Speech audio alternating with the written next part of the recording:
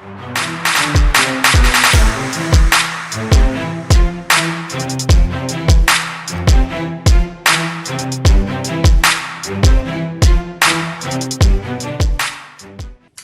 alaikum and welcome to our YouTube channel. My name is Dr. Syed Haider and सबसे पहले मैं आप तमाम लोगों का बहुत शुक्रिया अदा करना चाहता हूँ जिन लोगों ने हमारे चैनल को सब्सक्राइब किया और वो वीडियोस को लाइक करते हैं. Thank you so much. आप इसी तरह अपने क्वेश्चंस कमेंट बॉक्स में लिखते रहें और जो भी आपके क्वेश्चन हैं we will definitely answer them. और ये कि आज का टॉपिक हमारा है प्रोस्टेट से रिलेटेड और उसके प्रॉब्लम्स, जिसमें हम डिस्कस करेंगे कि प्रोस्टेट जो बीपीएच होता है, बिनाइन प्रोस्टेटिक हाइपरप्लेजिया, क्या होता है और इसकी क्या सिम्टम्स हैं और ये किन लोगों में होता है और इसकी क्या कॉम्प्लिकेशंस होती हैं.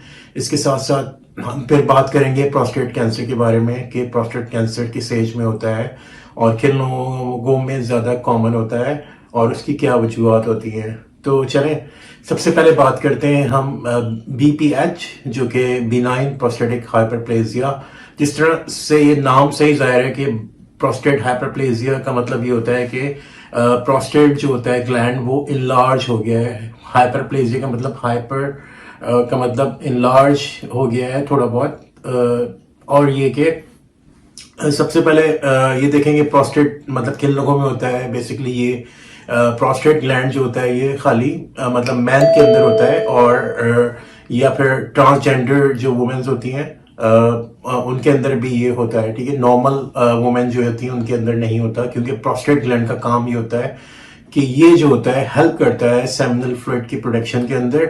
ये सिक्रीट करता है प्रोस्टेट फ्लूइड जो कि सेमिनल फ्लूइड के साथ मिलके स्पर्म को न्यूट्रिशन भी प्रोवाइड करता है और हेल्प करता है उसकी मोटिलिटी के अंदर. और इसकी लोकेशन कहाँ पे होती है ये अंडरस्टैंड करने की जरूरत है. प्रोस्टेट ग्लैंड जो होता है ये कहाँ पर होता है मैं आपको इसके जरिए बता देता हूँ. ये प्रोस्टेट ग्लैंड बेसिकली अगर आप यहाँ पर देखें तो ये आपको यहाँ पे जो है लेफ्ट किडनी है, ये राइट किडनी है और किडनी से ये यूरेटर निकलते हुए नजर आ रहे हैं. ये ट्यूब जो होती है यूरेटर, और ये यूरेटर आ रहा है यहाँ पे. ये यूरेटर जो होता है ओपन करते हैं यहाँ पे यूरिनरी ब्लैडर के अंदर. ठीक है, ताकि यूरिन किडनी में प्रोड्यूस हुआ, यूरेटर के जरिए आके स्टोर हो गया यूरिनरी ब्लैडर के अंदर. नॉर्मल प्रोसेस यही होता है बोथ मैन एंड वुमेन सब में. और यहाँ से भी राइट किडनी से यूरिन प्रोड्यूस हुआ, यूरेटर के जरिए आया, ब्लैडर के अंदर आके स्टोर हो गया. ठीक है, हर किसी की ब्लैडर की कैपेसिटी डिफरेंट होती है. मैन की डिफरेंट है, वुमेन की डिफरेंट है. और यहाँ पे प्रोस्टेट जो होता है ना जस्ट बिहाइंड द ब्लैडर होता है. ये ब्लैडर है, इसके समझे यहाँ पे आपको नजर नहीं आएगा, इसके पीछे एक तरह का वॉलनट साइज का छोटा सा ग्लैंड होता है ब्लैडर के जस्ट नीचे.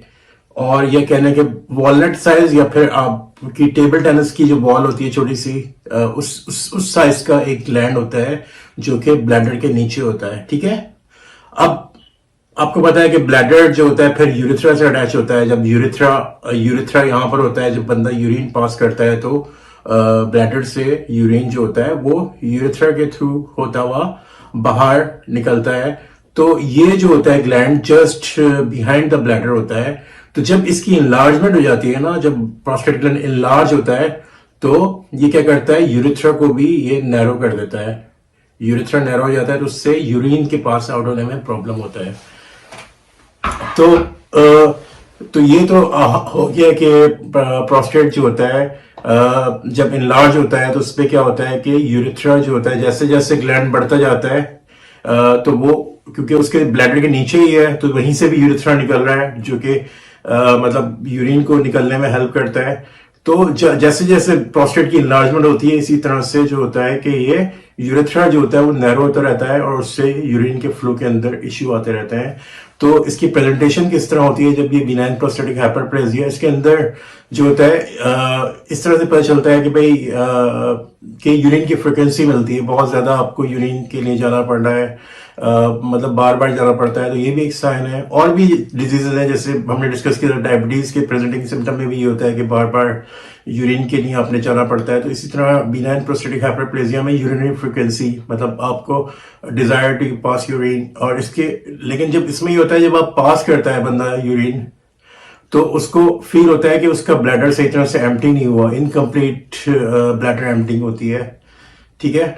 और आप मतलब वेट भी करते हैं कि ब्लैडर एम्प्टी और यूरिन आता नहीं है, और उसके अंदर ये होता है कि स्ट्रीम जो होती है यूरिन की, जो मतलब एक कहना है कि यूरिन जब पास करते हैं उसकी जो स्ट्रीम बनती है, ठीक है, तो वो जो होती है काफी पुअर होती है, मतलब उसका मतलब वो डायरेक्ट स्ट्रीम जो होती है वो बहुत ज्यादा पुअर होती है, मतलब इतनी ज्यादा पुअर होती है कि कभी यूरिन यहाँ पे गिर रहा है, कभी यहाँ गिर रहा है, अगर आप जिस तरह से कर रहे हैं डिफरेंट साइड्स में जा रहा है, और उसके बाद यूरिन पास करने के बाद इनकम्प्लीट फील होता है, और इसके अंदर ड्रिबलिंग भी मिलती है, मतलब कि आपने एक दफा पास कर लिया यूरिन और उसके बाद भी जो होती है वो वहां से यूरिन जो होता है ड्रिबल मिलेगा आफ्टर, मतलब पास कर लिया आपने उसके बाद, लेकिन कुछ देर बाद मतलब उसके फ्यू सेकंड बाद आपको लगेगा कि भाई दोबारा से यूरिन जो होता है वो उसके कतरे जो होते हैं वो निकल रहे हैं वहां से दोबारा, और उसके अंदर हेजिटेंसी भी होती है, मतलब फ्लो जो होता है उसका प्रॉपर नहीं होता, आपको लगता है कि भाई मैं कोशिश तो कर रहा हूँ लेकिन थोड़ा बहुत डायरेक्ट जो होता है यूरिन आ रही ना उसमें प्रॉपर, और ये बहुत ज्यादा कॉमन होती है वो over the age of 50 years, और एल्डरली मैन के अंदर ही बहुत ज्यादा कॉमन होता है बिनाइन प्रोस्टेटिक हाइपरप्लेजिया।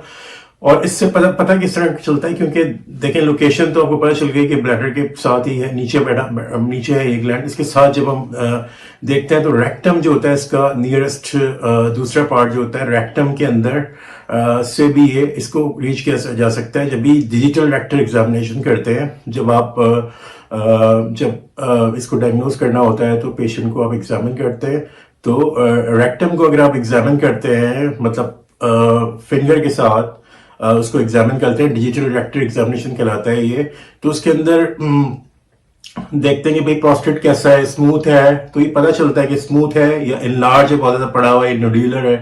तो नोड्यूलर ज्यादातर प्रोस्टेट कार्सिनोमा जो होता है उसके अंदर नोड्यूलर मिलता है, नोड्यूल्स मिलते हैं वहां पे कार्स, लेकिन अगर हाइपरप्लेजिया के अंदर इनलार्ज मिलता है काफी, और आपको ये सारे सिम्टम्स जैसे अभी डिस्कस किए इसके साथ प्रेजेंटेशन होती है। और जो होता है इसके अलावा जो होता है इसके अंदर ये होता है, इसके अंदर इन्वेस्टिगेशन करवाते हैं जिसको हम पीएसए कहते हैं, पीएसए के नाम से जानी जाती है इन्वेस्टिगेशन।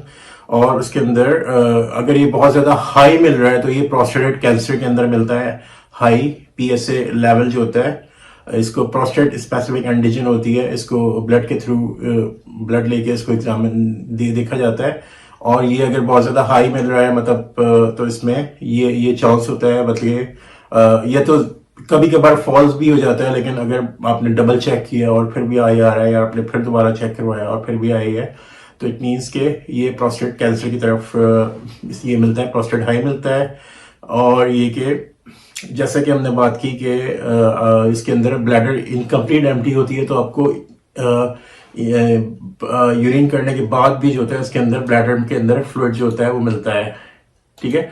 ब्लैडर के अंदर आपको तो आपने तो यूरिन मतलब पास किया, लेकिन उसके बावजूद आपको ब्लैडर एम्प्टी करने के बाद भी जो होता है इसके अंदर प्रोस्टेट मतलब फ्लूइड जो होता है ब्लैडर के अंदर वो मौजूद होता है। तो और इसके साथ साथ ये कि तो हम डिस्कस करेंगे कौन से कॉमन ट्रीटमेंट यहाँ पे देते हैं। तो हम लोग तो फार्माकोलॉजिकल ट्रीटमेंट की बात करते हैं, लेकिन ये जो ड्रग्स डिस्कस करेंगे ये डिफरेंट नाम से होती हैं, लेकिन इनका जो फार्माकोलॉजिकल नेम होता है वो सबका सेम होता है। तो बहरहाल इसके ट्रीटमेंट के अंदर फिर ये होता है जैसे कि अल्फा ब्लॉकर यूज करते हैं, अल्फा ब्लॉकर यूज करते हैं, और एक 5 अल्फा रिडक्टेज इनहिबिटर यूज करते हैं। अल्फा ब्लॉकर्स और 5 अल्फा रिडक्टेज इनहिबिटर इसके ट्रीटमेंट में यूज करते हैं, जो कि इसको बीपीएच को हेल्प करते हैं, और इसके अंदर जो होता है मसल्स को जो अराउंड होते हैं मतलब इसके अराउंड जो मसल होते हैं उनको ब्लैडर की मसल्स वगैरह इनको भी रिलैक्स करते हैं ताकि इसमें यूरिन पास करने में हेल्प हो। और ये जो होता है अगर मेडिकल ट्रीटमेंट काम नहीं आ गया तो इसके अंदर एक प्रोसीजर होता है ट्रब के नाम से, transurethral resection of prostate. तो इसमें अगर मेडिकल ट्रीटमेंट काम नहीं कर रहा, फॉर एग्जांपल आपने यूज कर लिया अल्फा ब्लॉकर, ठीक है, अल्फा ब्लॉकर जैसे कि, या फिर आपने अल्फा रिडक्टेस इनहिबिटर यूज कर लिया, वो भी काम नहीं कर रहा। और इसके साथ साथ जो होता है फिर जो होता है ट्रांस ट्रप की तरफ आते हैं। इसके अंदर क्या होता है कि transurethral resection of prostate, इसके अंदर एक रिसेक्ट करते हैं प्रोस्टेट को, क्योंकि यूरिथ्रा के थ्रू जाना पड़ता है। इसके अंदर ये एनेस्थीसिया देने के बाद यूरिथ्रा के थ्रू जाके जब हम पहुंचते हैं वहां पे, क्योंकि आपको पता है कि प्रोस्टेट जो होता है वो इनलार्ज है और जिसकी वजह से वो ब्लॉक कर रहा है यूरिथ्रा को, तो इस पर ये करना पड़ता है कि प्रोस्टेट ग्लैंड जो होता है यूरिथ्रा की तरफ जाके प्रोस्टेट ग्लैंड को जो होता है रिसेक्ट कर देते हैं, मतलब उसको निकाल देते हैं वहां से। जब वो प्रोस्टेट ग्लैंड को इनलार्ज होने की वजह से उसको प्रेशराइज कर रहा था, तो जब उसको निकालते हैं वहां से रिसेक्ट कर देते हैं, तो यूरिथ्रा जो होता है ओपन हो जाता है और वो फ्लो उसका प्रॉपर हो जाता है। तो उसके अंदर ये ट्रीटमेंट एक होता है। और ये कि इसके साथ साथ अगर severe lower urinary tract symptoms के साथ प्रेजेंटेशन है, तो उसके अंदर भी आपको जो होता है वो पीएसए लेवल चेक करना पड़ता है। अगर हाई है तो इसका मतलब है ये प्रोस्टेट कैंसर भी हो सकता है और प्रोस्टेट एनलार्ज भी हो सकता है। और फिर इसके अंदर फिर कंबाइन भी यूज करते हैं। अगर सिंगल ट्रीटमेंट काम नहीं कर रहा है, अल्फा ब्लॉकर नहीं काम कर रहा, तो आप कंबाइन अल्फा ब्लॉकर भी यूज करते हैं, 5 अल्फा रिडक्टेस इनहिबिटर्स भी यूज करते हैं, जिसे फाइनास्ट्राइड कहते हैं। और इसके साथ साथ जो होते हैं ट्रप प्रोसीजर भी इसके साथ ही होता है, ट्रप प्रोसीजर भी करते हैं, transurethral resection of prostate. इसके अंदर प्रोस्टेट जो होते हैं काट मतलब निकाल देते हैं वहां से, वो पार्ट उसको रिसेक्ट कर देते हैं। उसके बाद बहुत ज्यादा कॉमन सिम्टम होता है प्रोस्टेट का बाद, क्योंकि इसके बाद जो होता है तकरीबन ये पेशेंट जो होता है स्टे करता है वार्ड के अंदर। और इसके अंदर फिर ये होता है कि ट्रप सिंड्रोम के अंदर जो होता है वो नॉर्मल सलाइन वगैरह भी देना होता है, तो इसकी वजह से एक सिंड्रोम भी हो सकता है इसके अंदर, ट्रप सिंड्रोम कहलाता है, जो कि हाइपोनेट्रीमिया हो जाता है। क्योंकि इसके अंदर ये होता है कि प्रोस्टेट को जो होता है बहुत ज्यादा क्लीन करना पड़ता है। तो वो क्लीन जो होते हैं प्रोस्टेट को वो इस तरह से करते हैं कि बार बार नॉर्मल स्लाइन यूज करते हैं, नॉर्मल स्लाइन के लिए बहुत ज्यादा वॉश आउट करते हैं प्रोस्टेट को। तो उसमें ये होता है कि जो नॉर्मल स्लाइन होता है उसके अंदर सोडियम होता है, ठीक है। तो इसकी वजह से क्या होता है, बहुत ज्यादा नॉर्मल स्लाइन यूज करने की वजह से क्या होता है, इसके अंदर जो होता है पेशेंट को जो होता है हाइपोनेट्रीमिया डेवलप हो जाता है, क्योंकि इतना ज्यादा वो जो होता है मतलब ये यूज करते हैं, मतलब वाटर से उसको इरिगेट करते हैं। इरिगेशन की वजह से क्या होता है, इरिगेशन की वजह से क्या होता है हाइपोनेट्रीमिया हो जाता है, क्योंकि इतना ज्यादा इरिगेट करते हैं कि वो सोडियम को कम कर देता है, ठीक है। तो इसके अंदर जो होता है ट्रप सिंड्रोम, जिसके अंदर हाइपोनेट्रीमिया हो जाता है, सोडियम का लेवल कम हो जाता है। और जो है इसके साथ आपको पता है कि ये कंडीशन जो होती है एनलार्जमेंट ऑफ प्रोस्टेट बहुत ज़्यादा कॉमन कंडीशन होती है, एजिंग के अंदर यूजली मिल रही होती है। तकरीबन ओवर 50 के अंदर 1 in 3 ऑल जितने भी मैंस हैं उनके अंदर, अगर जो इसकी एज ओवर 50 ईयर्स है उनमें 3 में से 1 को ये मिलता है। और इसके अंदर वही जैसे हमने डिस्कस किए सारे सिम्टम अभी वो भी मिलते हैं। फिर प्रोस्टेटास भी कंडीशन में हो जाता है, इसको इन्फ्लेमेशन ऑफ प्रोस्टेट कहते हैं, इन्फ्लेम हो जाता है, सॉलो हो जाता है प्रोस्टेट। और ये कि फिर इसके अंदर जो होता है इसको ट्रीट करना पड़ता है। सम कंडीशन के अंदर अगर प्रोस्टेटास है, इन्फ्लेमेशन हो गई है और आपने कंफर्म किया है ये ड्यू टू बैक्टीरिया है, तो फिर एंटीबायोटिक भी यूज करनी पड़ती है इसके अंदर। और ये कि इसके साथ साथ ये कि जैसे मैंने आपको बताया कि इसके अंदर ट्रप सिंड्रोम भी होता है, इसके अंदर सोडियम लेवल कम हो जाता है क्योंकि बार बार इरिगेशन करते हैं ऑपरेशन के बाद, तो इसकी वजह से ये इसके अंदर मिलता है। और इसके साथ साथ जो होती है हमने डिस्कस किया कि हम जो अल्फा ब्लॉकर यहाँ पे यूज करते हैं, सही है, तो वो क्या करते हैं मसल्स को रिलैक्स करते हैं,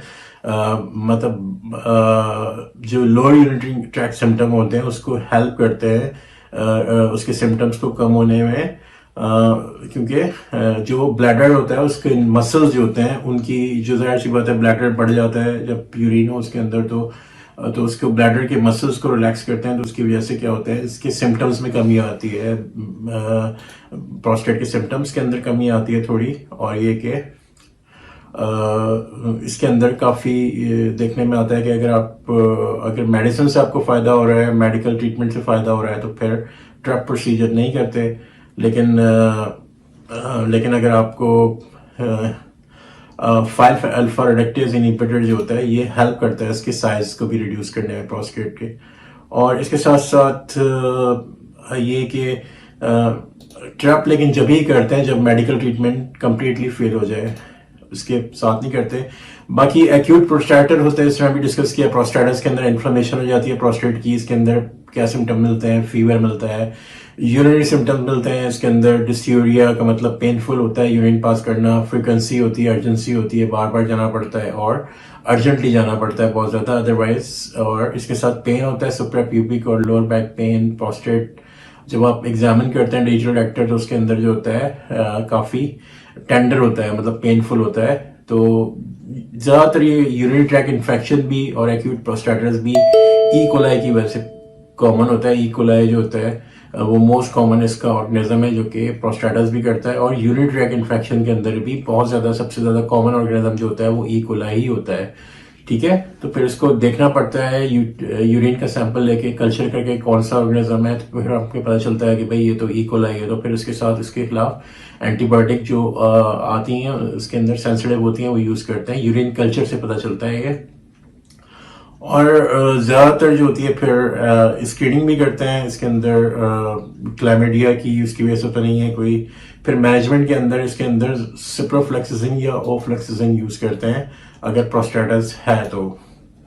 ठीक है, प्रोस्टेटिस के अंदर सिप्रोफ्लेक्सिसिन और ओफ्लेक्सिसिन यूज की जाती है। ये एंटीबायोटिक होती हैं और ये जो होती हैं इसको मतलब अगर ई कोलाई की वजह से है तो ई कोलाई को ये बिल्कुल ही मतलब ख़त्म कर देती हैं वहाँ से और हेल्प करती हैं सिम्टम्स के अंदर।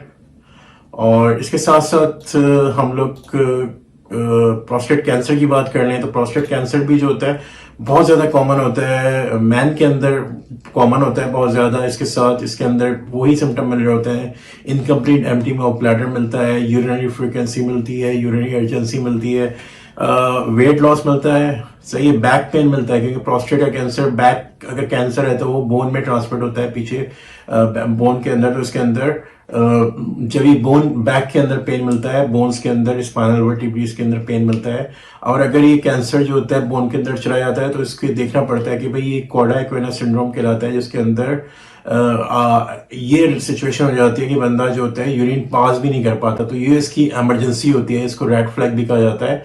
अगर किसी को प्रोस्टेट कैंसर है तो इस पे खास तौर पे देखना पड़ता है कि यार कॉर्डा एक्वेना सिंड्रोम तो नहीं है, क्योंकि कॉर्डा एक्वेना में होता है कि पेशेंट जो होता है बिल्कुल भी यूरिन नहीं पास कर सकता। ठीक है, तो इसके अंदर फिर एमआरआई स्पाइन करवाते हैं, उसके अंदर देखते हैं कि यार ये जो उसका प्रोस्टेट कैंसर है ये कहीं बोन में तो नहीं चला गया, मतलब बोन के अंदर ट्रांसपोर्ट हो गया, तो उसके अंदर ये कंडीशन हो जाती है। इसके अलावा अगर यूरिन पास नहीं कर पा रहे तो इसके अलावा भी होता है वो किसी और वजह से भी हो, लेकिन अगर प्रोस्टेट कैंसर है तो मोस्ट कॉमन कॉज ये देखा जाता है कि भाई कॉर्डा एक्वेना नहीं है। लेकिन अगर वैसे प्रोस्टेट कैंसर नहीं है और यूरिन नहीं पास कर पा रहे तो उसकी और भी वजूहत हो सकती है। उसके अंदर ये भी हो सकता है कि ब्लैडर जो होता है बहुत ज्यादा फुल हो या कोई ओवरफ्लो हो रहा हो यूरिन का, जो तो होता है बैक फ्लो हो रहा हो। ठीक है, या ब्लैडर जो होता है बहुत ज्यादा फुल हो, या उसके और भी रीजन हो सकते हैं। लेकिन प्रोस्टेट कैंसर में सबसे पहले ये देखा जाता है कॉर्डा एक्वेना तो नहीं है।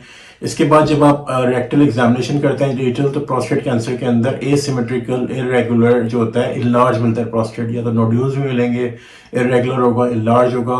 और फिर हम कंफर्म कर लेते हैं इन्वेस्टिगेशन के साथ, पीएसए करवाते हैं, प्रोस्टेट स्पेसिफिक एंटीजन जो होती है पड़ी हुई आती है। और फिर कंफर्म करने के लिए बायोप्सी करके भी देखते हैं, प्रोस्टेट बायोप्सी के अंदर ही पता चल जाता है कि भाई ये जो वाकई ये तो प्रोस्टेट कैंसर ही है। फिर एमआरआई स्कैन करवाते हैं, उसमें देखते हैं कि ये ट्रांसफर तो नहीं हुआ किसी और ऑर्गन के अंदर, ये और बॉडी एरिया के अंदर। तो इसमें बस इसका मैनेजमेंट फिर यही होता है कि प्रोस्टेक्टमी करते हैं, वो प्रोस्टेट को निकाल देते हैं। ये ज्यादा ओल्ड एज में भी हो रहा होता है तो इससे कोई इतना फर्क नहीं पड़ता प्रोस्टेट पे, मतलब निकालने की वजह से। और फिर रेडियोथेरेपी करते हैं यहाँ पे, मतलब के रेडियोथेरेपी की जाती है पेशेंट की। और फिर इसके अंदर रेडिकल रेडियोथेरेपी और एंड्रोजन डिप्रीवेशन ट्रीटमेंट देते हैं अगर ये बोन्स के अंदर मेटास्टाइज कर गया है। तो बहरहाल इसका ट्रीटमेंट यही होता है कि प्रोस्टेट को निकाल दिया जाता है। Thank you so much for watching this video.